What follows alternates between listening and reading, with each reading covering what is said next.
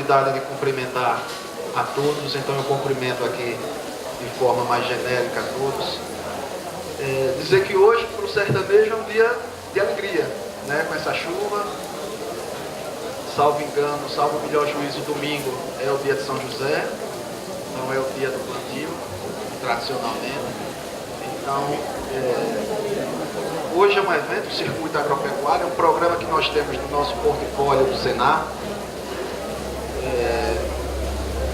Esse é um evento técnico, nós sempre tentamos levar palestras técnicas para algumas regiões, e Nossa Senhora da Glória é a primeira etapa desse ano. Não tem como nós virmos a glória e não falarmos de pecuária de leite.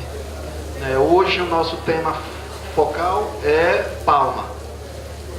Pelo pouco que eu consigo andar ainda pelo estado, pelo pouco que eu consigo ler e ouvir, não se fala em pecuária de leite, nem ovino, caprinocultura, no semiárido, sem falar do trinômio capim rúfel, palma e silagem, seja qual seja a silagem, mas esse é o trinômio que nós temos que tratar. Então nós fizemos hoje voltado à palma, trouxemos o que entendemos ser os melhores palestrantes, os melhores profissionais para falar de palma, para falar aqui de palma para nós. Esse evento é itinerante, como eu falei. Nós já temos algumas etapas como pecuária de corte para fazer no mês que vem. Nós temos grãos para fazer na região entre Campira e Simão Dias. Fruticultura, jovem empreendedor, será em Aracaju no dia 26 de agosto.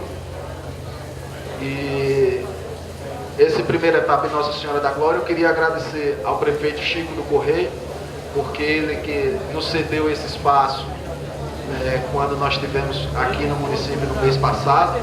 Eu queria agradecer a Betânia também pelo milk break, fornecido, pelos iogurtes, pelos achocolatados, e dizer a vocês, fazer um pedido a vocês, que na pasta de vocês tem uma avaliação do evento.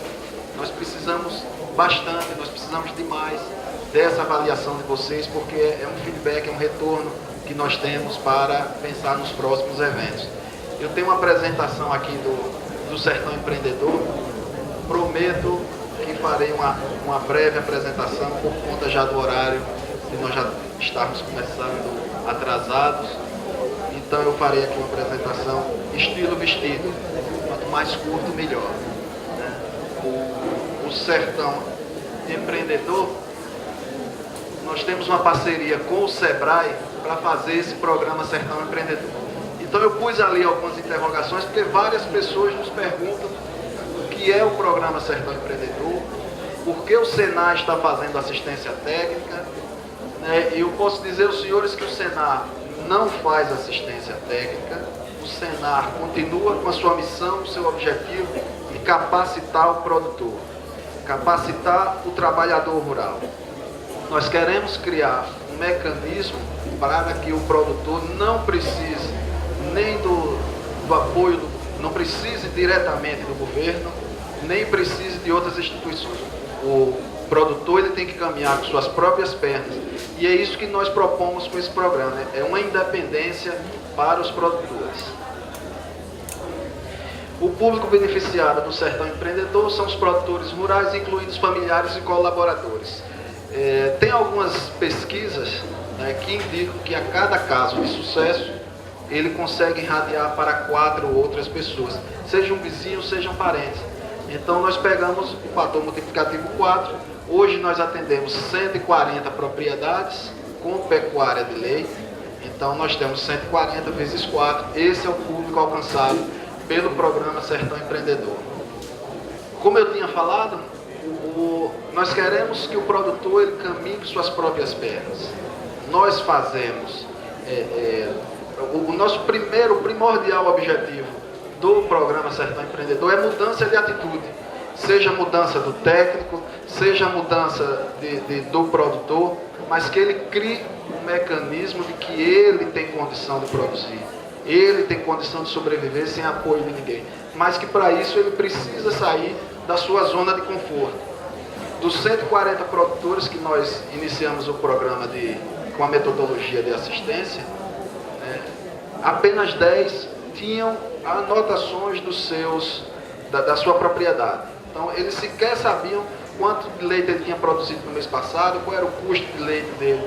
Então, essa é a nossa o nosso primordial, a nossa linha mestra, é que o produtor ele tem uma mudança de atitude, ele passa a enxergar a sua propriedade como uma empresa e não como uma propriedadezinha de fundo de quintal. O nosso programa ele é dividido em 5 fases: diagnóstico, planejamento, adequação tecnológica, capacitação e avaliação dos resultados. Esses produtores, eles recebem capacitação todos os meses. Aqui estão alguns dos nossos produtores identificados com a camisa laranja do programa Sertão Empreendedor. Nós agradecemos a presença de vocês, espero que o programa realmente esteja mudando a vida de vocês, não só de nós chegarmos na propriedade, do técnico que acompanha vocês, está ajudando vocês, mas que vocês tenham esse espírito de que daqui a 2 anos, com 2 anos de programa, vocês nós vamos mudar de produtores e vocês já vão ter que caminhar com as próprias pernas. Então, vocês já têm que começar a enxergar a propriedade de vocês como uma empresa. Então, vocês já fizeram treinamento de gestão, vocês já fizeram NCR em parceria com o Sebrae, vocês já fizeram planejamento da produção de vocês. Tem o Eduardo, que passou no vídeo, mesmo nessa época de seca, conseguiu aumentar a sua produção. Nós temos um caso aqui em Glória, município de Glória, de um produtor que fazia 2 ordenhas e com o auxílio do técnico, eles fizeram conta e entenderam que era viável ele partir para uma 3ª ordenha. Então hoje ele faz 3 ordenhas diárias, ele teve um aumento de produção e esse aumento garantiu rentabilidade ao negócio. Então ele não só aumentou, mas teve prejuízo. Ele aumentou e teve uma rentabilidade no seu negócio. Todos os nossos produtores passam por aula, todos os meses eles recebem aula, porque nós queremos que ele se capacite, nós queremos que ele tenha condição de discutir com o técnico. Quando o técnico inserir um manejo sanitário na propriedade dele, ele não receba e fique calado, ele consiga discutir com o produtor o porquê daquele manejo sanitário, o porquê daquela implantação de palma. Todos os nossos produtores, eles recebem cartilhas, eles recebem vídeos. Nós hoje vamos produzir, se assim São Pedro permitir, nós vamos produzir outro vídeo numa das propriedades atendidas. A visita do técnico todos os meses, cada técnico é responsável por 20 produtores. A nossa assistência técnica, ela é gerencial, certo? Ela foca na atividade, ela foca na produção, mas ele foca principalmente na gestão. Nós temos um produtor atendido hoje, eu não sei nem se ele está aqui, porque eu também não sei o nome, eu sei que ele é aqui de Glória, que reclamava para o técnico que o leite dele não dava para sustentar a família, era uma atividade que dava prejuízo. Ele passou a ter um prolabore, ele recebia a remuneração pela propriedade e o que sobrava era do leite, não era do bolso dele. Os nossos produtores, eles estão já trabalhando para que criem reserva forrageira, seja ela, como eu falei no início, palma, capim búfalo. Nós assinamos agora um convênio com a Embrapa Gado de Corte. Nós vamos fazer experimentos com capim búfalo e capim búfalo em consórcio com palma. Nós vamos fazer numa propriedade Poço Verde e graças a nosso amigo Adailton, nós vamos fazer, ele fez uma doação de uma semente, nós faremos também um experimento no município de Carilha. E silagem, seja de sorgo, seja de milho, aquele que tem condição na sua propriedade de produzir milho, faz silagem com milho. O que não tem, faz com sorgo, faz com milheiro, mas é importante que se tenha reserva. Não podemos aproveitar a oportunidade que começou a chover e não pensar em reserva. Reserva hídrica, foi o nosso maior sofrimento esse ano, foi com reserva hídrica.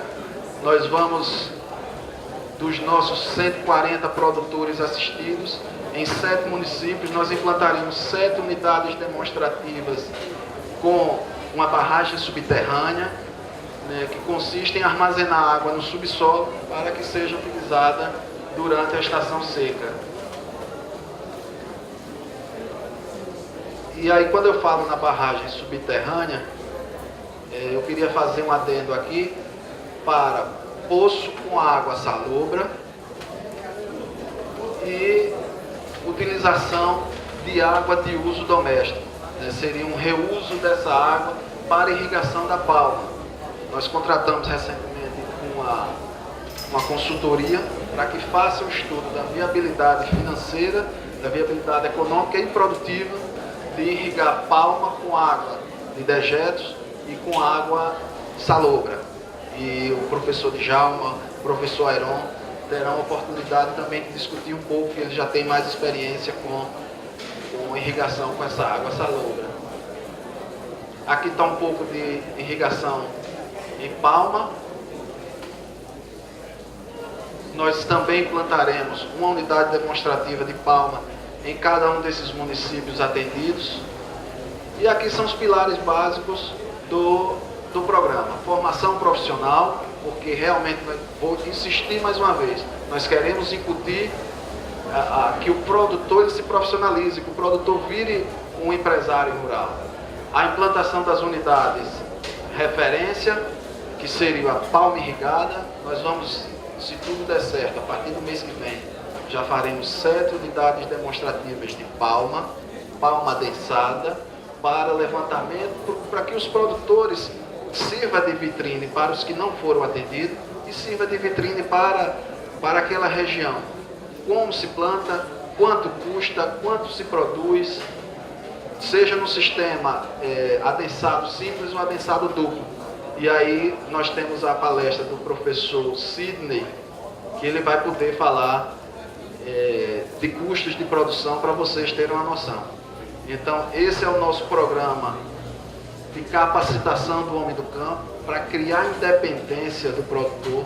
Nós queremos que ao final desses 2 anos o produtor crie a independência de não precisar ir na prefeitura, de não precisar ir a SEBRAE, a SENAR, a federação, a sindicato para pedir, para simplesmente o pedir. Teria que ser um pedido com um embasamento. Ele quer que melhore a estrada dele, ele quer que melhore a iluminação, e não só chegar lá e está pedindo palma, está pedindo água para a prefeitura. A raiz do nosso programa, mudança comportamental. Nós queremos que os produtores, mesmo que sejam pequenos, que eles passem a enxergar a sua propriedade como uma empresa.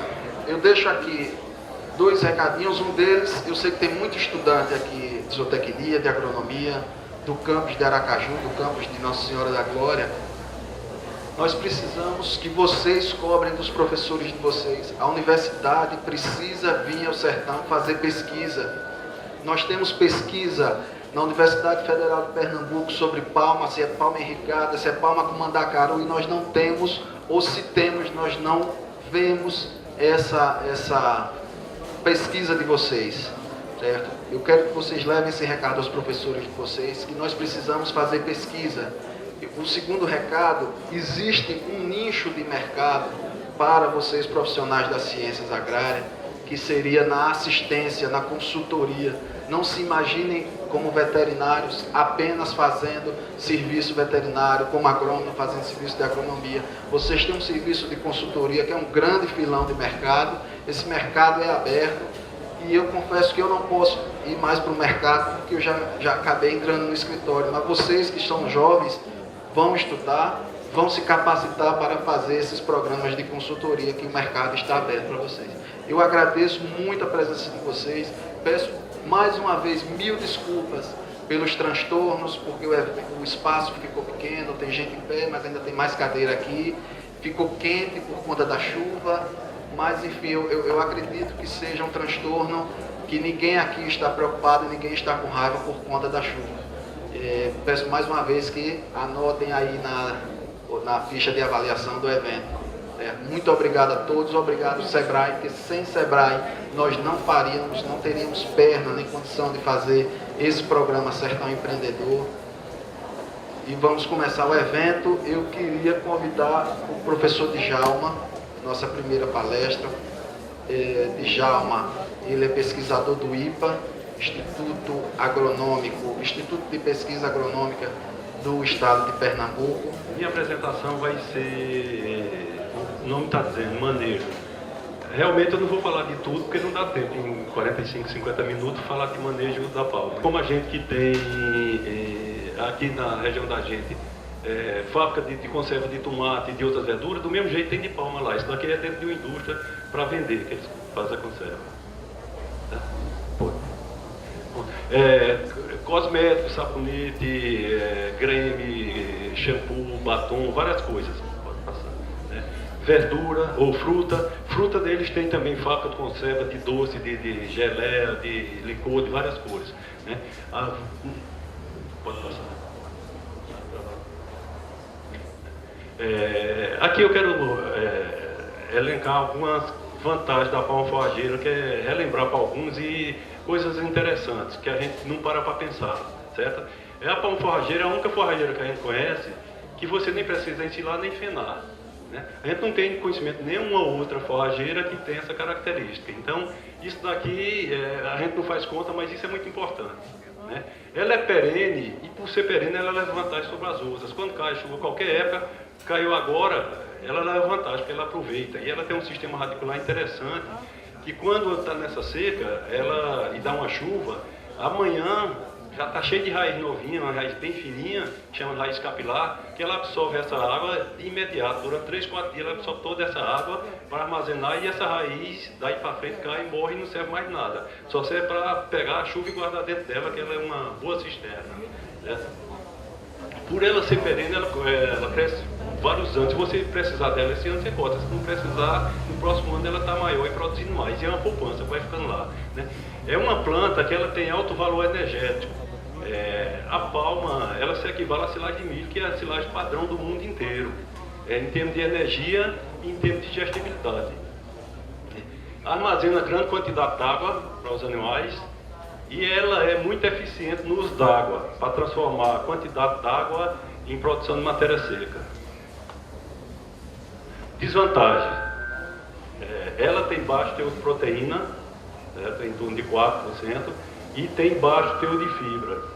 Isso daqui fica mais fácil de controlar, e a gente recomenda, que o Iron vai falar disso, né?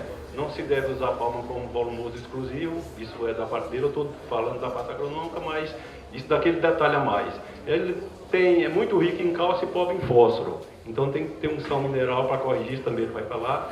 E sua colheita é cara, inclusive é uma demanda dos produtores médios e grandes para desenvolver uma colheitadeira de palma, porque realmente é uma tarefa das mais caras da colheita da palma, né?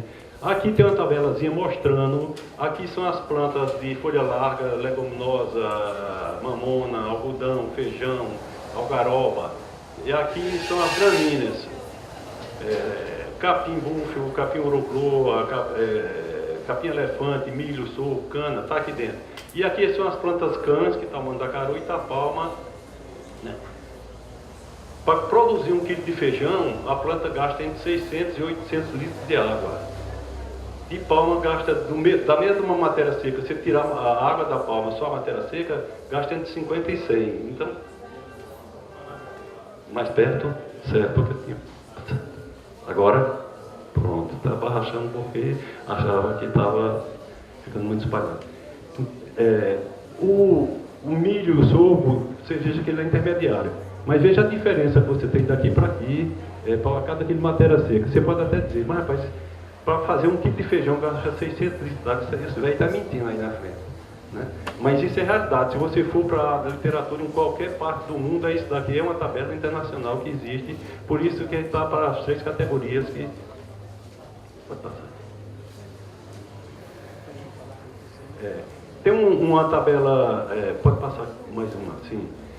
Tem uma tabela interessante que é de Nobel, publicada em 2005, que ele fez temperatura noturna, temperatura diurna e crescimento da palma, ou seja, ela tem potencial de crescer 100% e produzir toda sua produtividade, a mais alta possível, com 100%, quando a temperatura diurna é de 25 e a noturna é de 15. Quando a gente sai aqui, ó, de 5 para 20, você veja, só aumentou 5 graus, ela perdeu 20%. Quando você aumentou mais 5 aqui, você já perdeu 50% aqui. Então, na medida que passa dos 20 graus noturna, ela começa a ter problema. Por isso é que no Rio Grande do Norte, grande parte da Paraíba, grande parte do Ceará, a palma chega a morrer e não se cultiva palma nessas regiões. Eles estão fazendo agora uma nova técnica, fazendo irrigação complementar, onde durante o verão eles fazem irrigação. Né? Tem gente usando água salgada, salina, mas é em solo arenoso. Tem que ter cuidado porque salinidade é ruim. Depois que dá no solo é complicado. Tem que ter um acompanhamento, um levantamento de solo e da água também. Pode passar. Aqui é apenas para mostrar. Você veja aqui, eu trouxe uma amostragem da temperatura noturna de 2 cidades de Pernambuco. Quem conhece Pernambuco, aqui, Arco Verde é a entrada do sertão de Pernambuco e Petrolina é sertão. Mas veja a diferença, quase 2 graus da temperatura noturna. A gente fez um experimento plantando com as mesmas condições em Petrolina e em Arco Verde. A palma produzia 300 toneladas por colheita com 2 anos aqui. Em Petrolina, para conseguir as mesmas 300 toneladas, eram 3 anos. Todo o adubo, espaçamento, variedade, da mesma coisa. Porque está aqui em função. Então a produtividade vai variar muito em função de altitude, de solo, de várias coisas. A gente não tem uma receita de bolo para dizer, não, você vai produzir 300 toneladas aqui ou 500 e você vai fazer essa mesma tecnologia e em outro determinado lugar vai ter a mesma produção. Vai ter que ver as condições de temperatura noturna, de solo, distribuição de chuva, pode passar. Doenças, eu vou passar rapidamente. Aqui está o nome, sistema de gomose. Isso é muito comum nos citros, em laranja e limão, né? Pode passar. Mas isso dá muito pouco. Isso daqui é muito mais comum na palma miúda, aqui, alternária. Fica como um buraquinho de bala, certo? E isso chega às vezes até a matar, depende da infestação. Pode passar. Isso é outra coisa muito preocupante que dá principalmente nessas palma miúda e nessa que a gente chama de sertânia ou baiana. Quando você pensa que não, está podre embaixo, ela tomba e cai. Aqui está podridão mole. Isso pode ser um fungo ou uma bactéria. Na maioria dos casos é fungo. Né? E isso, quando dá, não tem jeito. Né? Isso é excesso de matéria orgânica, acidez do solo, excesso de água, certo? Não tem como, para fazer tratamento de solo é muito caro, não compensa. Pode passar. Cochonilha de escama. Isso é uma praga que dá em todas as variedades. A gente tem um banco de germoplasma lá que a gente tinha 1000 clones diferentes, todos eles da cochonilha de escama. A gente não tem nenhuma variedade para essa cochonilha. Para as outras a gente identificou, mas para essa não tem. Agora, existe muito inimigo natural e existe também alguns produtos que não são químicos, que é mais recomendado, porque quando você usa produto químico aqui, inseticida, você mata todos os inimigos naturais e às vezes você vai ter um ataque maior em seguida, porque você eliminou os inimigos naturais. Então, aqui eu recomendo muito trabalhar com óleo mineral, a 2%, ou seja, numa bomba daquela de 20 litros, você bota 400 ml. Faz 2 pulverizações, você controla isso. Tem outra maneira também de criar joaninha, dentro de uma gaiolazinha dessa, e isso daqui, depois você solta ela no campo, ela é muito eficiente. E a dificuldade da gente criar essa joaninha é você ter sempre a palma para alimentar, porque a joaninha só se alimenta da cochonilha. Pode passar. Né? Agora a gente vai entrar em variedades. O grande problema do Nordeste é porque a gente só trabalhava praticamente com essas 2 variedades, miúda e a gigante, ou azeda, ou graúda, ou santa, como queiram. Né? Alagoas, praticamente 95% da área de Alagoas só cultiva essa palma, não teve problema com a cochonilha do carmim. Né? Mas Pernambuco e Paraíba, que 95% de suas áreas eram dessa variedade aqui, foi praticamente dizimado. Então, isso também é um problema que a gente está tentando resolver através de pesquisa, gerando materiais, introduzindo materiais, para a gente diversificar a quantidade de variedades, né, que se tem para a região. Para quando tem um problema grave assim de aparecer uma doença, uma praga, a gente ter como recorrer. Se você for para uma usina de cana-de-açúcar, na área dela, ela cultiva 4, 5 variedades diferentes. Né? Se você olhar soja, milho, feijão, tem quantas variedades que às vezes tem um problema de uma coisa e ele tem outra variedade para... que às vezes não tem a mesma produtividade, mas que é resistente para aquilo e aparece como uma solução. Pode passar, né? Essa daqui é a cochonilha do carmim, que realmente para essas espécies aqui, ela é muito agressiva, né? Foram feitos vários trabalhos, hoje tem 3 inseticidas registrados que pode se usar, né? Tem vários produtos naturais que a gente pode usar, só que você não tem como controlar. Você tem que fazer várias pulverizações. Termina ficando caro e o cara desiste, né? Não é que ela não tem controle, ela tem. Agora, como ela é muito agressiva, tomate, você planta tomate, você tem que pulverizar todo mês, toda semana. Do mesmo jeito a cochonilha. Se você planta essa palma, na região que já existe a cochonilha, você vai ficar pulverizando todo mês ela, ou às vezes até 2 vezes por mês. Durante o inverno vai diminuir muito a infestação, mas durante o verão ela é muito agressiva, né?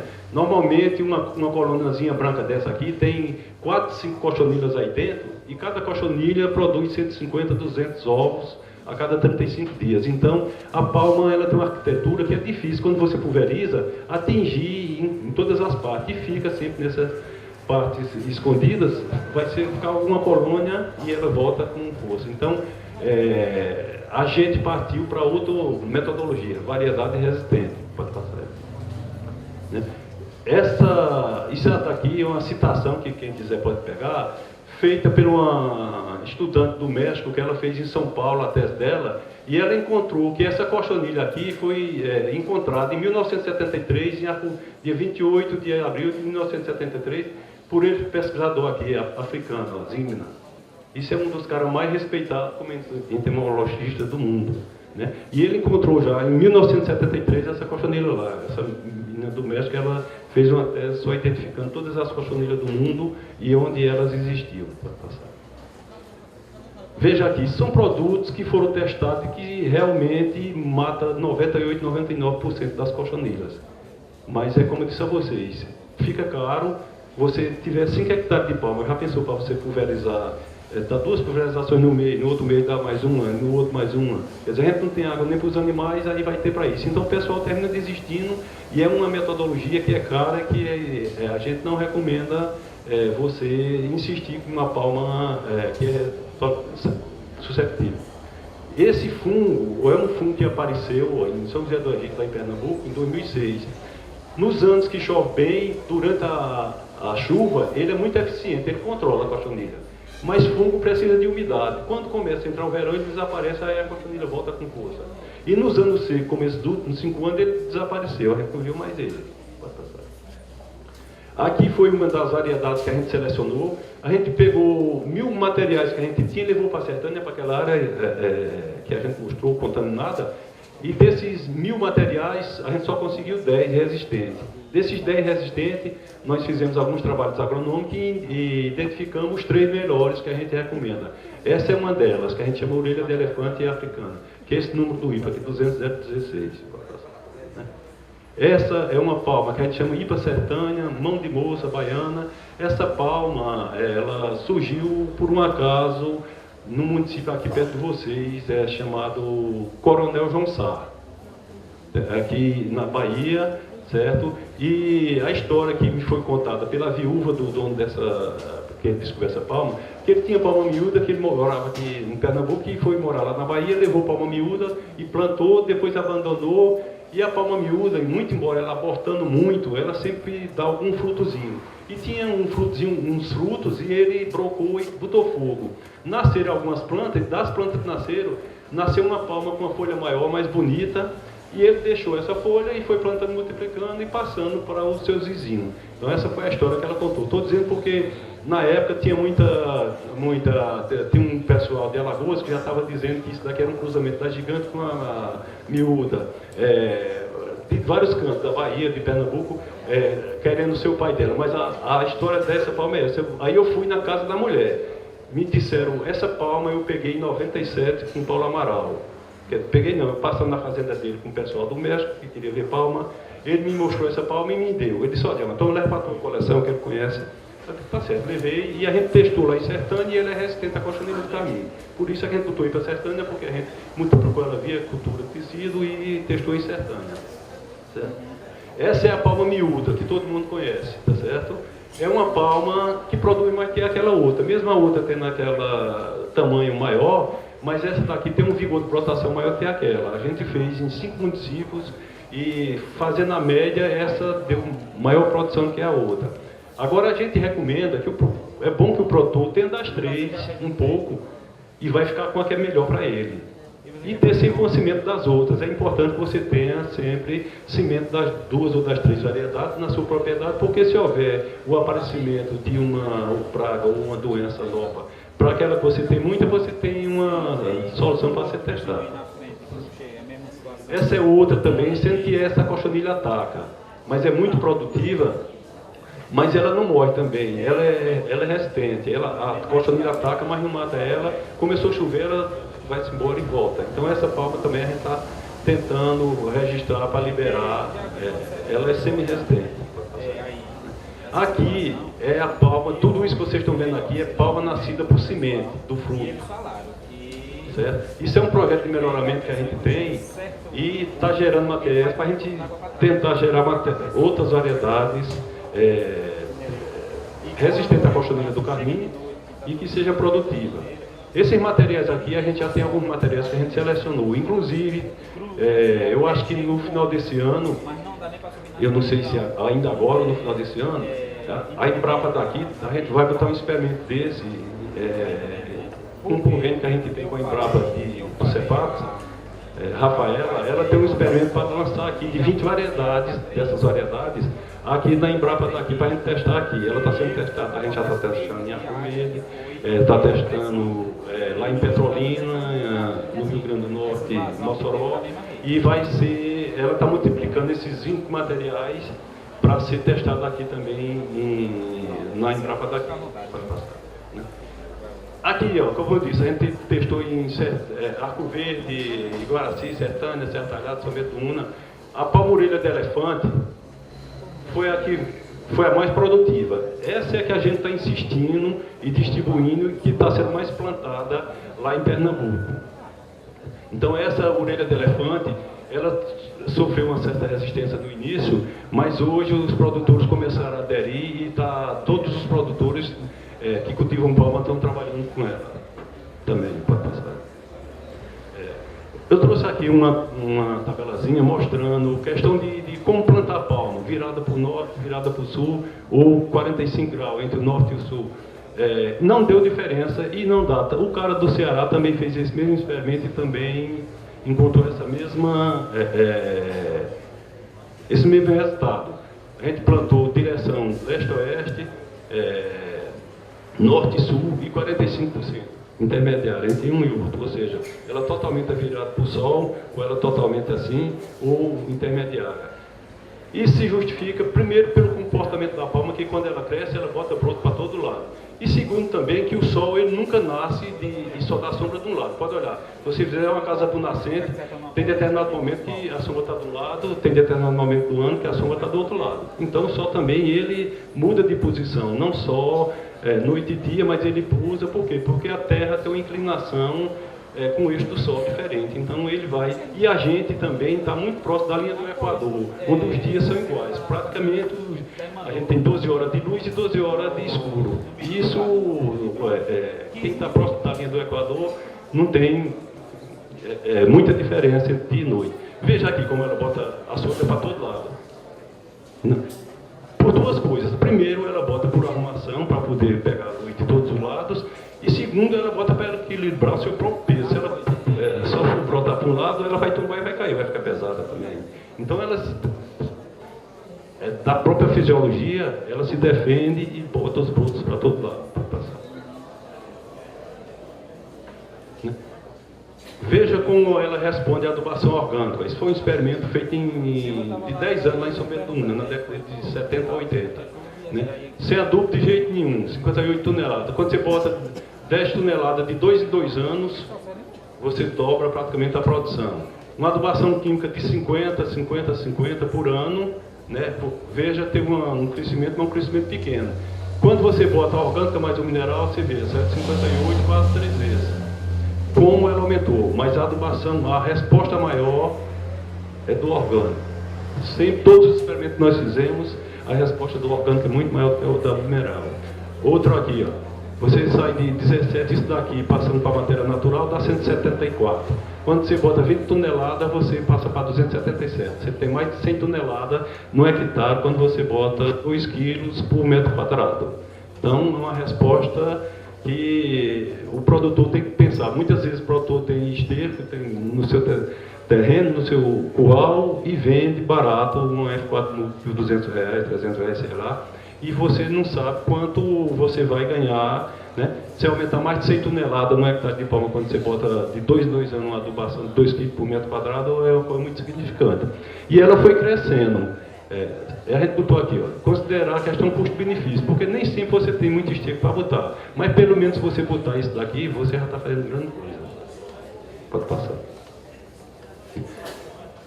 Para essa orelha de elefante, a gente está vendo aqui, ó, colheita anual e colheita bianual. A colheita anual é mais interessante. Ou a colheita bianual, de 2 em 2 anos, que é essa vermelha, tá vendo? Quando a gente colhe todo ano, a produção dela não é grande. Para essa orelha de elefante, para as condições que a gente está desenvolvendo. Pode passar. Pode passar essa daí. A gente fez aqui uma tabelazinha para poder, digamos, se você tirar 30 toneladas de matéria seca por hectare, ou seja, 300 toneladas de palma natural no hectare. Você vai tirar em torno de 270 kg de nitrogênio, 48 de fósforo e verde de potássio, 777. Então, na medida que você colhe um hectare de palma, você tem que entender que tem que repor. Uma coisa é você ter pastagem e o gado está pastando lá dentro. Ele está urinando, está estercando, está deixando 2/3 do que ele está consumindo ali. Quando a gente colhe, leva tudo, toda a fertilidade que está na terra, leva para o coxo e de lá você vende o esterco barato, né? Quando você tira 300 toneladas de palma, você tem que repor, olha, o correspondente a quase 600 kg de ureia. Isso daqui você pode repor com um adubo orgânico, mas esses outros aqui não. Você tem que... porque não vai ter essa quantidade toda de potássio. Mas isso você faz com uma análise de solo e acompanhamento, certo? Pode passar isso.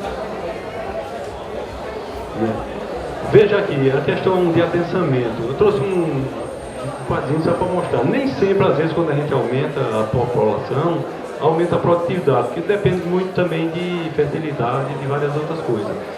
Quando a gente usou 40 mil plantas dessa 1020, as produções foram semelhantes. Isso daqui só era adubada com 20 toneladas de esterco.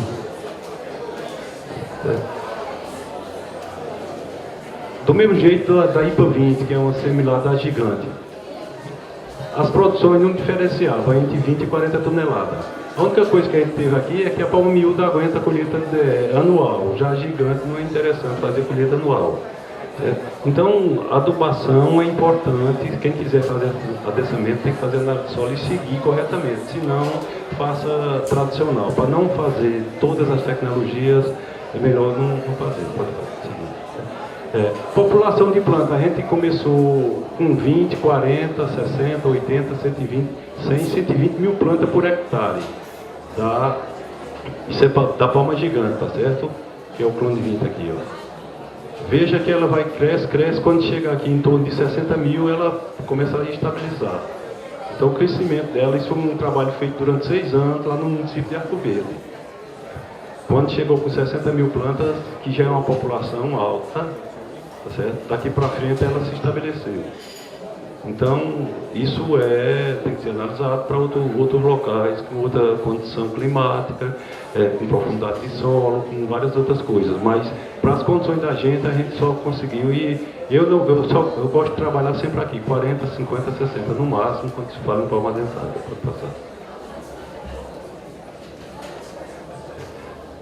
Herbicida é uma coisa que tem muita gente que critica com uma certa razão, e que está se devendo mais pesquisas em cima disso. Como se critica muito, não tem financiamento, o povo não gosta muito, mas quem cultiva palma hoje, digamos, se o cara tiver 5, 10 hectares, 15 ou 20, praticamente fica impossível você limpar de enxada. Primeiro que você não tem mão de obra para contratar para fazer isso quando você está com a palma cheia de mato, na época de limpar. E segundo que é muito caro. Isso daqui tem que ser mais estudado, são resultados de pesquisa, tá certo? Porque o pessoal das fábricas de herbicida não tem interesse, porque acha que é uma cultura de pobre e que não vale a pena investir para fazer registro, para fazer mais pesquisa, tá certo? Mas isso daqui também tem que ser usado com muito cuidado. Questão de você estar trocando de princípio ativo, de você saber usar, de não usar em excesso. Várias coisas têm que ser seguidas para você não prejudicar seu plantio e o meio ambiente. Então, a gente testou aqui esse Combine, né? Esse que a gente chama de Centurion, todos esses daqui, eu não vou ler não, que vocês sabem. Mas todos eles foram bons, principalmente esse daqui para cima, a partir do Gesapax, né? Tem um que não está aqui, que a gente usou também, que é o Roundup, ou glifosato. Ele é muito bom para gramínea, mas tem que ter cuidado quando se aplica nos brotos, naquele produtinho novo que ele queima. Então tem que aplicar com o que a gente chama de chapéu de Napoleão, bem baixinho. E ele é muito eficiente em gramínea. Então, isso daqui, primeiro que a gente não pode recomendar porque não está registrado. Quer dizer, se eu como agrônomo registrar, o Ministério vai me processar. Eu não posso registrar porque não posso recomendar porque não tem registro. Tem algumas pessoas usando, mas isso é uma coisa que eu estava discutindo com os colegas dessa parte de pesquisa e que a gente vai ter que voltar e discutir em cima disso, porque quem for produzir palma em quantidade maior vai ter que fazer com isso daqui, porque não vai ter gente para trabalhar e também é muito caro. E se você não cuidar de capim ou de roço, tem que associar herbicida, roço, mudar de princípio ativo, certo? Aqui, aplicação de herbicida, veja aqui. Tá aquele Gesapax, pode passar. Aqui sem aplicação de herbicida, pode passar. Quando fica na seca, olha como fica. Agora, pode passar. Veja a questão do fogo. Então, quando a gente não trabalha também com limpa, tem que ter cuidado, porque quando você tem muito capim seco ou erva daninha seca ali, olha, e palma é caro para você perder com fogo. Tá vendo? Pode passar. Pronto. Aqui é um plantio que é comercial de um produtor que tem 200 hectares dessa variedade resistente, pode passar para mostrar o plantio mais na frente, um ano depois. Você está pensando que aqui está adensada, tá vendo? Mas não está, está com 14 mil plantas por hectare, aqui e aqui. Isso é o meu plantio com 14 mil plantas um ano depois. Isso é a orelha de elefante mexicana, pode passar, né? Isso daqui não vai falar mais depois, mas isso é só mostrando palma miúda, baiana e orelha de elefante e o controle para produção e ingestão de leite em cabra. E que não teve diferença, pode passar. Aaron vai detalhar mais isso, né? Por que a palma miúda é melhor? Porque ela tem mais carboidrato. Tem mais carboidrato do que a gigante, ou azeda, ou redonda, ou graúda. E essa redonda que a gente chama, vocês também chamam por aqui muito de orelha de onça. Aqui em Sergipe, principalmente, e na Bahia, o pessoal chama muito com orelha de onça, outros chamam carretão, vários nomes. Mas veja, tem o dobro do carboidrato, ou seja, de energia. Pode passar. Aqui é mostrando quanto é importante a água na palma. Eu quero mostrar só isso, a questão da água da palma, a questão da nutrição, depois a Arão vai falar. Quando você dava só feno e o farelo à vaca, ela tomava 136 litros d'água, que ia embaixo. Você foi tirando o feno e botando palma, quando a dieta da vaca era 51% de palma, ela só tomava 35,9, ou seja, 36 litros de água. Os 100 litros vinha da palma e a vaca dava o mesmo leite. Então você veja quanta água você tem para alimentação. Vaca de leite tem que ter muita água, porque em média cada litro de leite precisa de 5 litros d'água. Então a vaca que dá 20 litros de leite, ela tem que ter na dieta dela por dia 100 litros d'água. né? Então veja aqui, quando você saiu de 0 para 51, você reduziu em 100 litros do consumo de água das vacas. Aqui, ó, palma miúda, palma gigante. Produção de leite foi igual, não teve problema. Matéria seca, consumido foi a mesma coisa. Agora, matéria natural, está aqui de verde, ó, a vaca comia 50 kg de palma miúda e comia 83 da gigante. Aquilo que eu mostrei a vocês, ela tem mais matéria seca e mais energia. Então, com uma quantidade menor de palma miúda, você vai alimentar a vaca do mesmo jeito que era a palma miúda. Então, aqui você precisava de 83 da gigante e aqui você só precisava de 50 da miúda. Pode passar. Aqui é consumo da orelha de elefante baseada com as outras em ovino. Também do mesmo jeito como foi em caprino lá, não teve diferença. Pode passar. Aqui é mostrando um sistema de produção, o cara está dando com uma palma-orelha de elefante, e para facilitar também, o trator passa aqui e uma forrageira na frente moendo e já jogando dentro.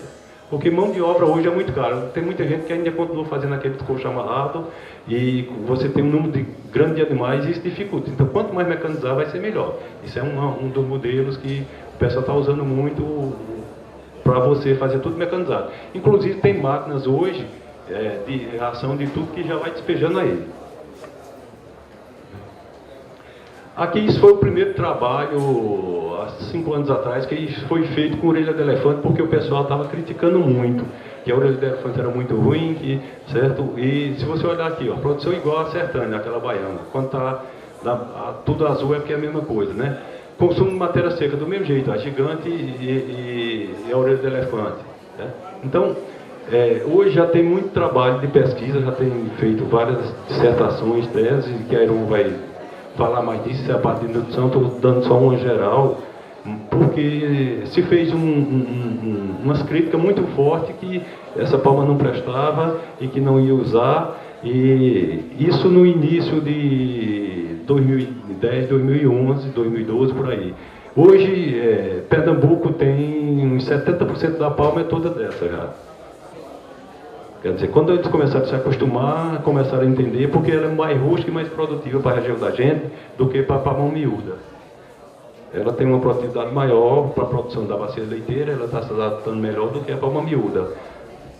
Então o pessoal começou a plantar dela e começou a aumentar, Esse que eu mostrei, esse coxo anterior, que estava, o cara não acreditava e disse que ela não prestava. Ele teve que fazer um teste, depois foi que ele viu e que ele aumentou a área para começar a cultivar comercialmente dela. Tá certo? Tem que correr um pouco para poder, porque está tarde, certo? Mas eu estou aqui para qualquer pergunta depois.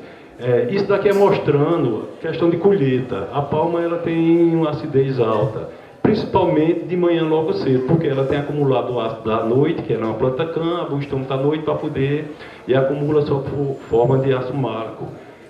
Aí a gente fez um experimento vendo o pH da palma de 6 horas da manhã, de 12, de 18 e às 24 horas. Se você olhar aqui, ó, às 6 horas da manhã é onde ela está mais ácida, está mais baixo o pH, então a acidez está lá em cima dela aqui de manhã. Na medida que o dia vai passando, que ela vai consumindo esse ácido, ela vai diminuindo. Então, quando chega aqui, ó, perto de 4 horas da tarde, 4 para 5 horas, ela está com a acidez mais baixa possível. Então, a gente não recomenda que você corte palma de manhã e dê o animal na mesma hora, principalmente a orelha do elefante, que ela é mais ácida do que a outra. O ideal é você cortar ela à tarde e dar no outro dia, é o mais recomendado. Ou se cortar mesmo aqui, também deixar para dar no outro dia. E depois a gente vai ficar aqui e aí vocês fazem as perguntas, naquele que a gente puder responder e ajudar, a gente está aqui, tá certo?